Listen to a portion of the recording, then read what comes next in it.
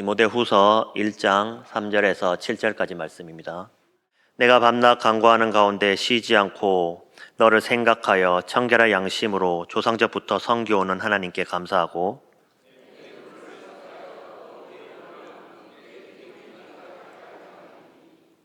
이는 내 속에 거짓이 없는 믿음이 있음을 생각함이라. 이 믿음이 먼저 내 외조모 로이스와 내 어머니 유니게 속에 있더니 내 속에도 있는 줄을 확신하노라.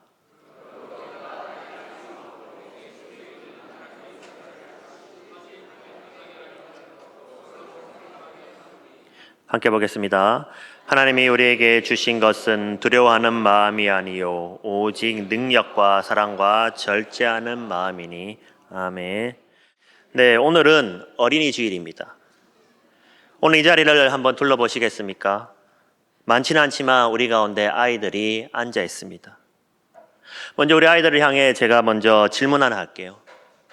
오늘 교회 오기 전에 교회 가자고 누가 했어요? 엄마요? 아니면 아빠? 아니면 할머니? 나중에 집에 가면 꼭 데려와 주셔서 감사합니다. 이렇게 한마디 해줄 수 있겠어요? 하나님도 여러분이 오늘 이 자리에 있는 것을 정말 기뻐하십니다. 자, 그러면 성도 여러분에게 질문 하나 하겠습니다. 여러분은 누구에게서 믿음을 받으셨습니까? 누가 여러분을 처음 교회로 데려오셨습니까? 누가 여러분에게 처음으로 하나님을 이야기해 주셨습니까? 잠깐 그 사람을 떠올려 보십시오. 한 중년 남성이 어머니 유품을 정리하다가 낡은 성경책 하나를 발견했습니다. 표지는 다 닳아 있습니다. 책등은 테이프로 여러 번 붙여 있는 흔적이 있습니다. 무심코 그 성경책을 펼칩니다. 페이지마다 메모가 빼곡합니다. 날짜와 함께 짧은 글들이 적혀 있습니다. 오늘도 누구누구 이름을 불렀다. 하나님, 이 아이를 붙들어 주세요. 수십 년 시간이 담긴 기도 메모였습니다. 그는 젊은 시절 교회를 떠났던 아들이었습니다. 나는 하나님을 믿지 않아요. 교회는 나랑 맞지 않는 것 같아요. 그렇게 말하며 교회를 떠났습니다. 그런데 10년을 방황하며 다시 돌아왔습니다. 그는 이렇게 고백했습니다. 어머니의 기도가 나를 놓지 않았습니다. 내가 하나님을 떠나 있을 때도 어머니는 날마다 내 이름을 부르며 기도했습니다.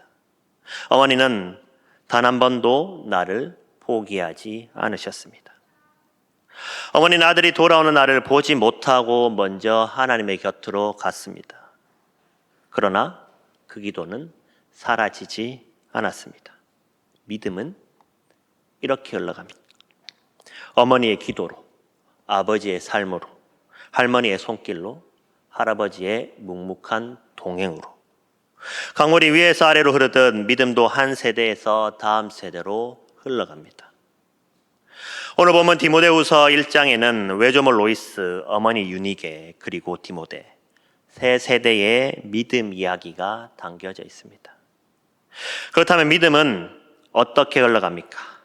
오늘 본문 속으로 함께 들어가도록 하겠습니다. 첫 번째입니다. 믿음은 삶으로 심어집니다.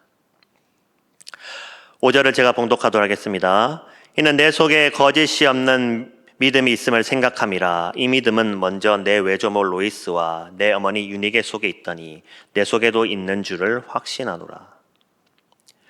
바울은 디모데의 믿음을 이야기하면서 두 여인의 이름을 언급합니다.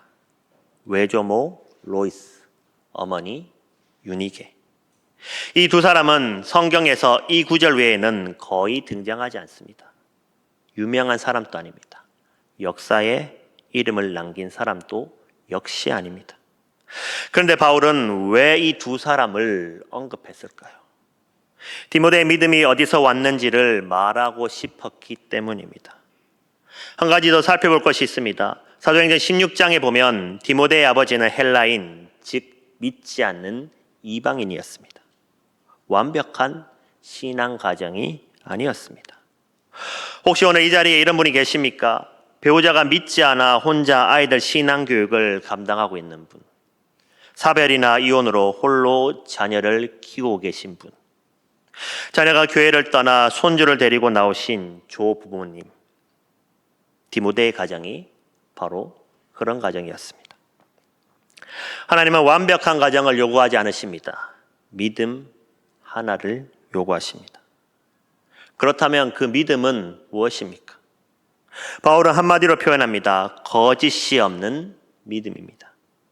헬라어 원문으로 보면 위선이 없는, 가면이 없는 믿음이라는 뜻입니다. 아이들은 봅니다. 아이들은 듣습니다. 아이들은 기억합니다. 교회에서의 모습과 집에서의 모습이 다른 것을요. 아이들은 누구보다도 빨리 알아차립니다. 주일 예배 마치고 집으로 돌아오는 차 안에서 오늘 설교가 어떻더니, 오늘 설교는 저 집사님은 꼭 들어야 한다더니, 저 집사님은 왜 저러니 하는 말이 나올 때 그 옆에서 그 이야기를 우리의 아이들은 다 듣고 있습니다. 아이들은 그것을 기억합니다. 그리고 그것을 생각합니다. 믿음이란 게 저런 건가? 반대로 삶 속에서 진짜로 하나님을 의지하는 모습, 힘들 때 기도하는 모습, 실수했을 때 회개하는 모습, 아버지가 새벽에 조용히 일어나 성경 읽는 모습, 어머니가 눈물로 기도하는 모습, 할아버지가 식사 전에 감사 기도를 드리는 모습, 할머니가 손주의 이름을 부르며 기도하는 모습. 거창한 것이 아닙니다. 그 일상의 모습이 아이들의 마음속에 하나님의 존재를 새겨 넣습니다. 로이스와 유니게는 아마 어릴 때부터 디모데에게 성경을 읽어주고 함께 기도하고 하나님의 이야기를 들려주었을 것입니다. 특별한 신학 교육이 아니었습니다. 그냥 살았습니다. 그 삶이 디모데에게 하나님이 살아 계신다는 것을 보여주었습니다. 믿음은 유전되지 않습니다. 그러나 삶을 통해 전달될 수 있습니다. 믿음은 삶으로 심어진다고 말했습니다. 그렇다면 오늘 우리가 심을 수 있는 것은 무엇입니까? 오늘 저녁 식탁에서 딱 5분만 그날 경험한 하나님의 은혜를 자녀들과 함께 나눠보십시오. 거창하지 않아도 됩니다. 오늘 힘든 일이 있었는데 기도했더니 마음의 평안이 찾아왔어. 오늘 감사한 일이 있었어. 하나님이 도와주신 것 같다. 이 한마디가 아이들의 마음에 씨앗을 심습니다. 그것이 로이스와 유니게가 한 일입니다. 로이스와 유니게가 가정에서 믿음의 씨앗을 심었습니다. 그런데 그 씨앗은 어떻게 자랐을까요? 씨앗은 심기만 한다고 자라지 않습니다. 물도 필요합니다. 햇볕도 필요합니다. 디모데의 믿음이 자라는데 결정적인 역할을 한 사람이 있습니다. 바로 사도 바울입니다. 두 번째입니다. 믿음은 동행 속에서 자랍니다. 3절과 4절을 제가 봉독하겠습니다. 내가 밤낮 간구하는 가운데 쉬지 않고 너를 생각하여 청결한 양심으로 조상적부터 섬겨오는 하나님께 감사하고 내 눈물을 생각하여 너 보기를 원함은 내 기쁨이 가득하게 하려 함이니. 여기서 먼저 눈에 띄는 것이 있습니다. 바울은 조상적부터 섬겨오는 하나님께 감사한다라고 말합니다. 바울 자신도 믿음을 전수받는 사람이었습니다. 그 역시 누군가로부터 흘러온 믿음의 강물 위에 서 있습니다. 그리고 이제 그 강물을 디모데에게 흘려 보내고 있습니다. 바울이 디모데를 향해 고백하는 말을 들어보십시오. 밤낮 간구하는 가운데 쉬지 않고 너를 생각한다. 내 눈물을 생각한다. 너 보기를 원한다. 세 문장입니다. 세 문장 안에 바울과 디모데의 관계가 전부 담겨져 있습니다. 기도, 기억, 그리움. 감옥 안에 있는 사람이, 죽음을 앞둔 사람이 이 세 가지를 지금 붙들고 있습니다. 특히 내 눈물을 생각한다, 이 표현이 마음을 울립니다.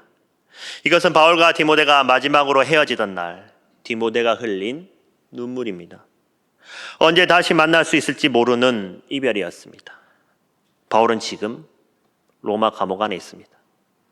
죽음을 앞둔 상황입니다.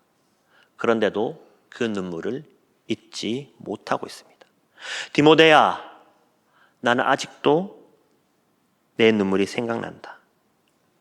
이것이 바로 동행입니다. 바울과 디모데는 혈연으로 연결된 사이가 아닙니다. 나이도 다르고 배경도 다릅니다.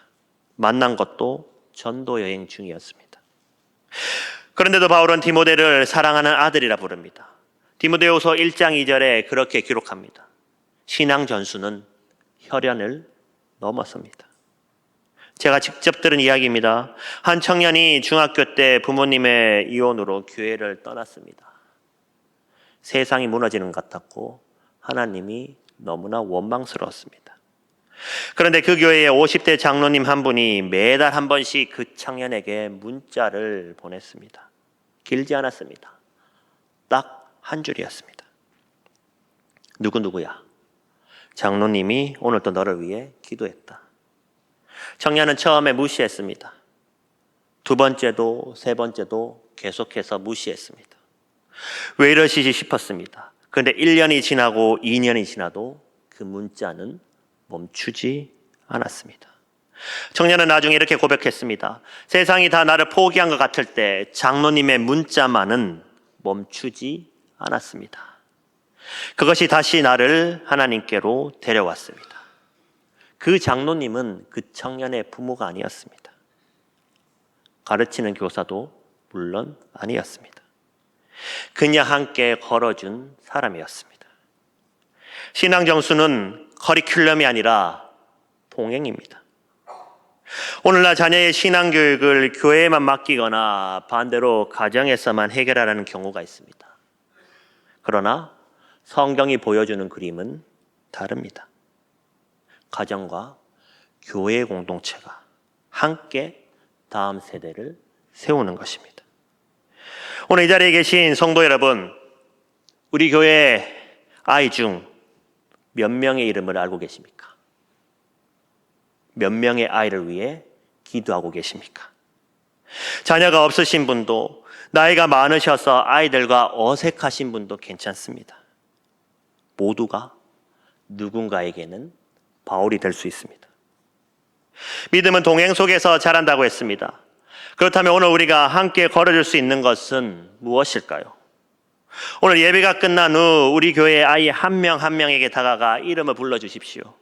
누구누구야, 오늘 예배 드리러 왔구나. 참으로 잘했어.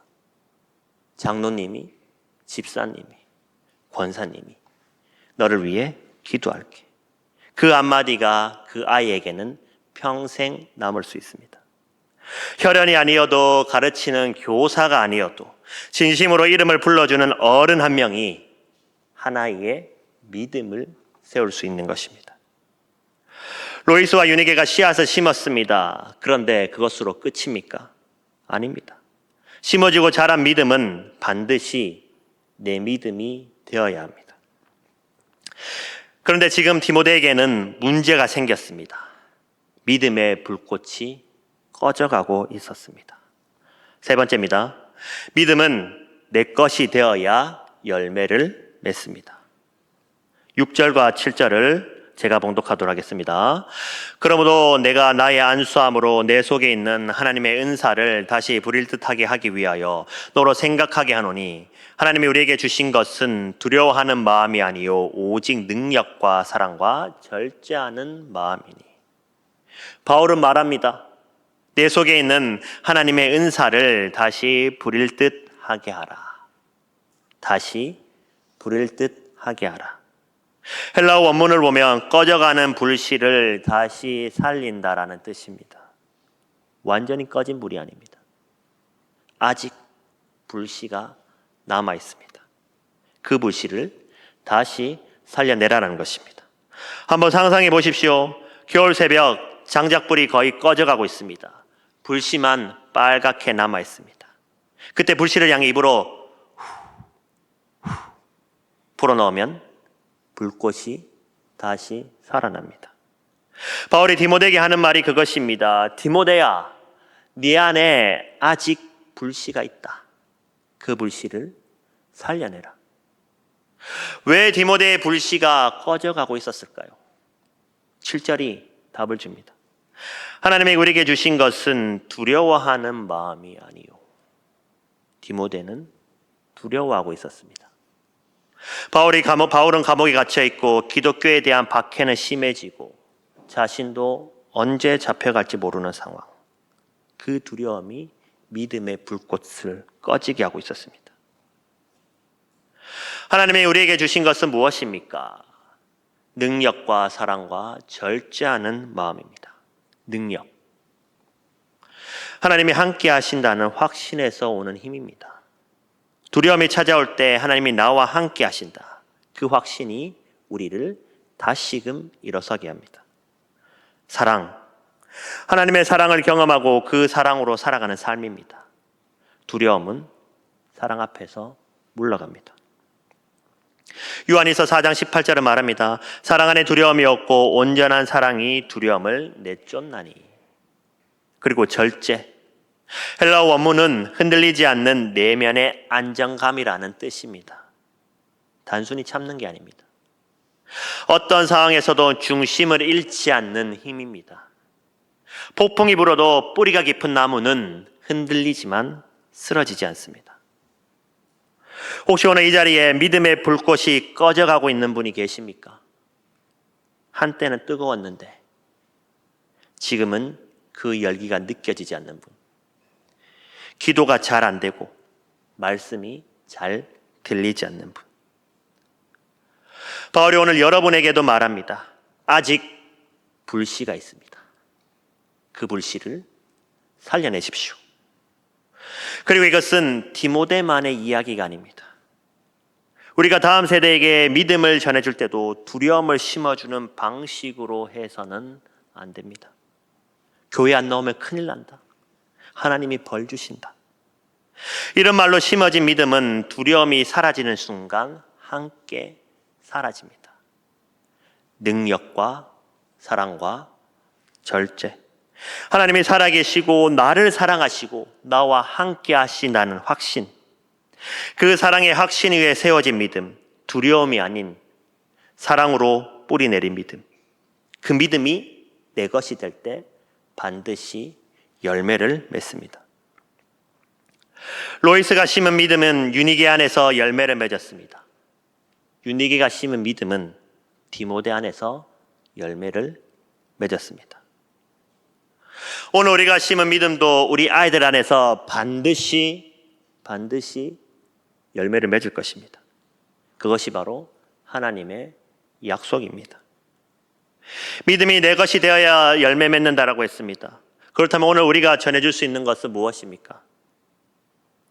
오늘 저녁 잠자리에 들기 전에 자녀들 그리고 손주들을 안아주시며 말씀해 주십시오.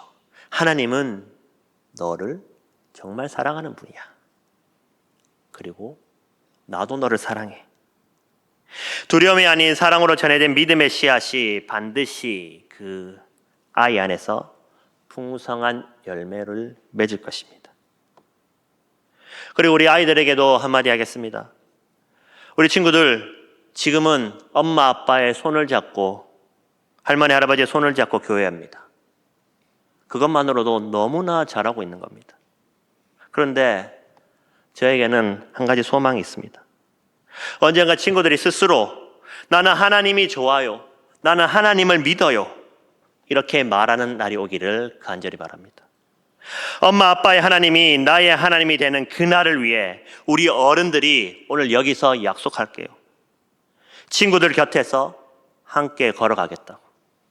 친구들의 이름을 부르며 기도하겠다고.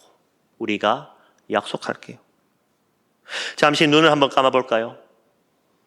나는 지금 이 자리에 왜 앉아 있습니까?